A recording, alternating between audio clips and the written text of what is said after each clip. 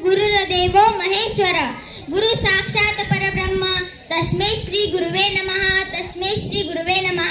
माझ्या आयुष्याला कलाटणी देणारे, आमच्या चिमुकल्यांच्या भाव विश्वात आनंद निर्माण करणारे गुरुदेव के श्री चरणों में श्रद्धा सुमन संग वंदन। जिनकी कृपा नीर से जीवन हुआ चंदन। धरती कहती अंबर कहती यही तराना।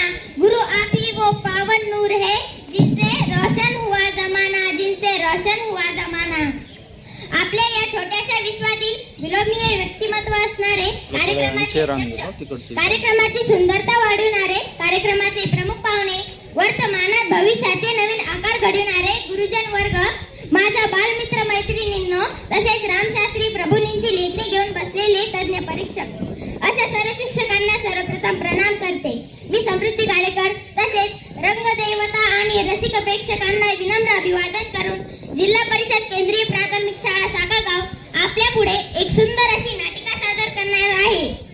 ज्या नाटिकेचा विषय सत्य परिस्थितीत अतिशय गंभीर विषय बनला आहे, त्या विषयाचे नाव आहे बालविवाह कायदा व जनजागृती। तर सुरू करत आहोत एक सुंदर अशी नाटिका।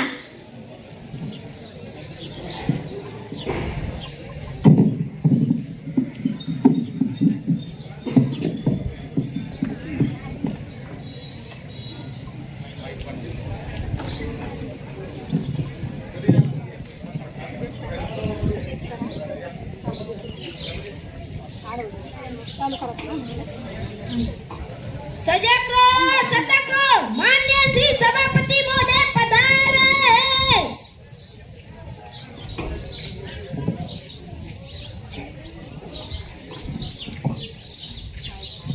कामकाजाची सुरुवात करा।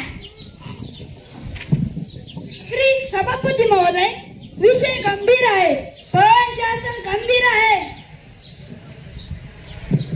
महोदय, आतापर्यंतचे विषय पाहता जनता खूप खुश दिसते, जणू काही प्रत्येकाच्या घरातून सोन्याचा धुरच निघाला आहे। महोदय, ना विषय गंभीर आहे ना शासन गंभीर आहे। आपण मागे शासनात काम करत असताना किती काम केलं त्यांनी पाहिलं व राज्यातील जनतेने पाहिलं, तुम्ही आम्हाला शिकवू नये। महोदय, मागच्या वेळेस दारूबंदीचा विषय असताना कायदा केला दारूबंदीचा, सर्वात जास्त महसूल मागच्या महिन्यात दारू विक्रीहून राज्यातून गोळा झाला। दारूबंदी असताना याचे उत्तर मंत्री महोदय यांनी द्यावे। सन्माननीय विरोधी पक्ष नेते, आपण सकाळी भानावर दिसत नाही, नक्की सकाळी कायदा अनधिकृत दारू विक्रीच्या विरोधात केला होता। जो महसूल गोळा झाला तो अधिकृत दारू विक्रीतून झाला। थोडं भानावर असल्यासारखं बोलत जा आणि बोलण्याआधी माहिती घेत जा। महोदय, काय अधिकृत आणि काय अनधिकृत? दारू वाईट आहे हे जर यांना कळत नसेल, सरकारमध्ये राहण्याचा कोणताच अधिकार यांना नाही। यांनी आताच राजीनामे देऊन खुर्च्या खाली करा। विरोधी पक्ष नेते, आपल्यास नंतर वेळ दिला जाईल, मध्येच बोलून सभागृहाचा वेळ वाया घालू नये। मंत्री महोदय, विषय काय आहे तो सादर करा। महोदय, विषय गंभीर आहे पण शासन गंभीर आहे। उचला रे याला। गंभीर म्हणून डोक्याची दरी करून टाकली। असं वाटतं नवे कपडे घालावे, राजीनामा द्यावा आणि हिमालयात जाऊन तप करत असावं। नक्कीच एकदा प्रयत्न करून बघा, म्हणजे राज्यात शांतता निर्माण होईल। मग सांगा कधी जाताय का तिकीट काढ। जा तुम्ही कुठं लुटलं जनतेला आणि मला तिकीट काढून यायला चालला। मंत्री महोदय, आपण जबाबदार पदावर आहात, आपल्या असे वर्तन शोभत नाही। तुम्ही दोघे कधी जाणार हे माहित नाही, पण मी आताच तुम्हाला घरी पाठवते। पुन्हा असं वागलात तर उगाच सभागृहाची शिस्तभंग करून वेळ वाया घालू नये। यांच्या शिस्तभंगाची नोंद करून घ्या।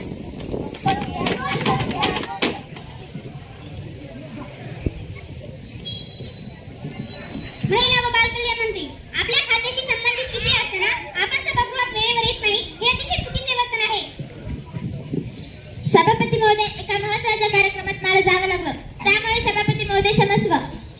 ठीक आहे, तुमच्या खात्याचा जो आजचा विषय आहे तो सादर करा।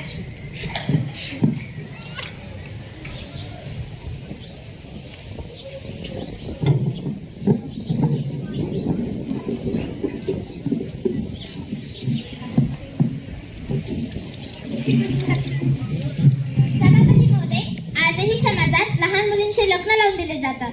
आजही समाजात मुलींना ओझं समजून लवकरात लवकर लग्न लावून देण्याची प्रथा आहे.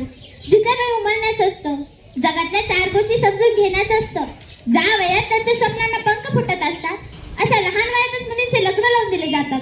जरी जग पुढे गेले असले, जरी शहरातल्या मुली IAS IPS डॉक्टर होत असल्या, तरी खेडेगावातल्या मुलींचे आयुष्य अजूनही 100 वर्ष पाठीमागेच आहे. जरी जग चूल आणि मूल ही संकल्पना विसरली असेल, तरीही काही बुरसटलेले विचार या समाजात आहेत. मुलांना उच्च शिक्षणासाठी शहरी पाठवले जाते, परंतु जेव्हा एखाद्या मुलीला शिक्षणाची गरज असते तेव्हा मात्र तिचे लग्न लावून दिले जाते. तिथे वयाचे फक्त 15 किंवा 16 वर्ष पूर्ण होतात. ज्या वयात जगण्याचे संस्कार, जगवण्याचे संस्कार तिला शिकायचे असते. मुलीच्या आयुष्याचा अशा प्रकारे लिलाव करणे चुकीचे आहे. त्यांच्या मनाविरोधात कार्य करणे चुकीचे आहे. पालकांच्या डोक्यावरील ओझे कमी होते, परंतु एका निष्पाप जीवाच्या मनातील स्वप्न, आयुष्य, इच्छा, आकांक्षा हे माती मोल होतात. इतिहासातील स्त्री जातीची गुलामगिरी आपण वाचले आहे, परंतु तोच धडा पुन्हा आम्हाला गिरवायचा नाहीये. लग्न झाल्यावर मुलीला पाठवताना आई वडील, गाव रडतं. का रडतं? काय रडण्याची नाटकं करतात हे लोक? त्यांना काही कळत नसेल का? खरंच जर त्यांना मुलीची काळजी असेल तर त्यांना शिकू द्या, जगू द्या, खेळू द्या, त्यांना त्यांचे बालपण पूर्ण करू द्या. त्या सुद्धा तुमचं नाव मोठं. मान्य आहे, देव प्रकाश देतो, परंतु एवढं मात्र लक्षात ठेवा, एक पती सुद्धा अंधाराला दूर करू शकते. तेव्हा त्यांना खेळू द्या,